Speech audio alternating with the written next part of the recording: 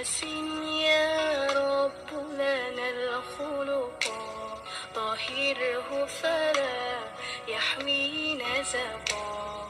أضفيت على الحسن العبقا، فالورد تضوى واعتنقا. حسن